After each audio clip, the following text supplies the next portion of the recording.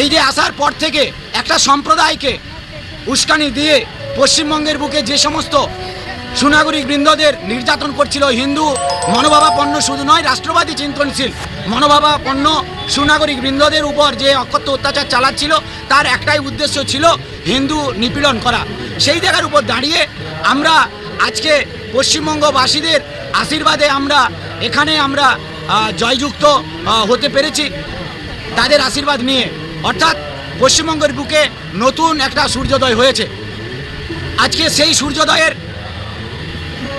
আজকে শুভলগ্ন, অর্থাৎ ভারতীয় জনতা পার্টির লড়াকু নেতৃত্ব, বিরোধী দলনেতা যিনি ছিলেন, আজকে তিনি পশ্চিমবঙ্গের মুখ্যমন্ত্রী। সেই পশ্চিমবঙ্গের মুখ্যমন্ত্রী হচ্ছেন শুভেন্দু অধিকারী মহাশয়, এবং তিনি মুখ্যমন্ত্রী হবেন ব্রিগেড গ্রাউন্ডে শ্যামাপ্রসাদ মুখার্জি শপথ নিয়ে। তার যে চিন্তাভাবনা ছিল, সেই চিন্তাভাবনাকে আগামী পশ্চিমবঙ্গের বুকে কিভাবে গড়া যাবে, কিভাবে সুরক্ষিত করা যাবে, এবং সেই চিন্তাভাবনার বিস্তার ঘটাবে। আমরা সেই জায়গার উপর দাঁড়িয়ে আজকে যশস্বী প্রধানমন্ত্রী আসছেন, স্বরাষ্ট্রমন্ত্রী আসছেন, তাদের নেতৃত্বে, তাদের উপস্থিতিতেই আজকের এই মুখ্যমন্ত্রী শপথ গ্রহণ এবং মন্ত্রীদের শপথ গ্রহণ হচ্ছে। আমরা খুবই গর্বিত, আনন্দিত আজকের এই শুভক্ষণে। দাদা, কেসাপাটে আমি এসে দেখলাম যে কেসাপাটে সুন্দর ডিসপ্লে লাগিয়ে একদম সাধারণ মানুষের জন্য আজকে এখানে বসে সরাসরি সম্প্রচার দেখবে আমাদের যে লড়াকু যে নেতা শুভেন্দু বাবু, ওনার আজকে শপথ গ্রহণ করে আমরা পূর্ব মেদিনীপুরের লোক, আমাদের গর্ব। আজকে তারা কেসাপাটে আপনাদের উদ্যোগে আজকে কী আছে প্রোগ্রাম? আজকে আমাদের কর্মসূচি, প্রথম কথা আমাদের বিশ্বকবি গুরু রবীন্দ্রনাথের জন্মদিন, আমরা তার প্রতিকৃতিতে আজকে শ্রদ্ধা নিবেদন করব।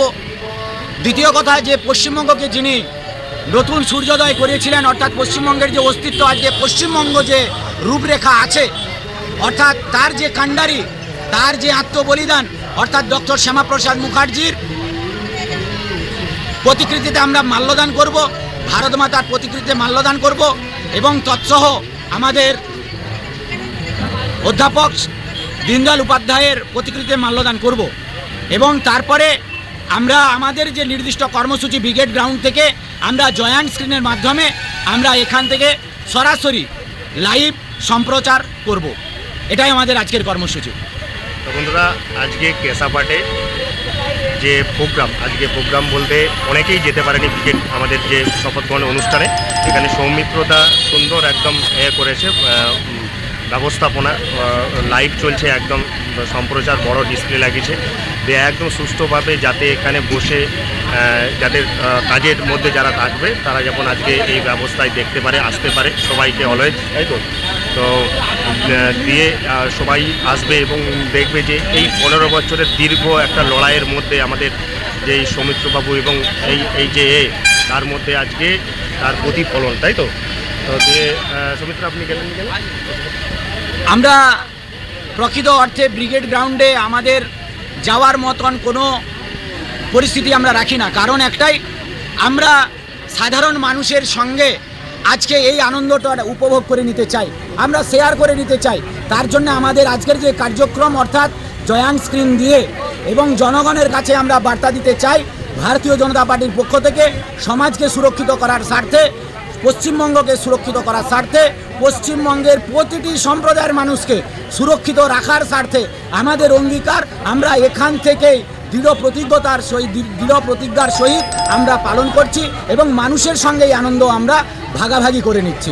তার জন্য আমরা ব্রিগেড যাওয়ার মতন আমাদের কোনো মানসিকতা আমরা তৈরি করি না। ধন্যবাদ, অসংখ্য ধন্যবাদ। সৌমিত্রদার আমরা বক্তব্য শুনলাম। তো আজকে কেসাপাটের মাহলটা কিন্তু আজকে অন্যরকম, তাই তো।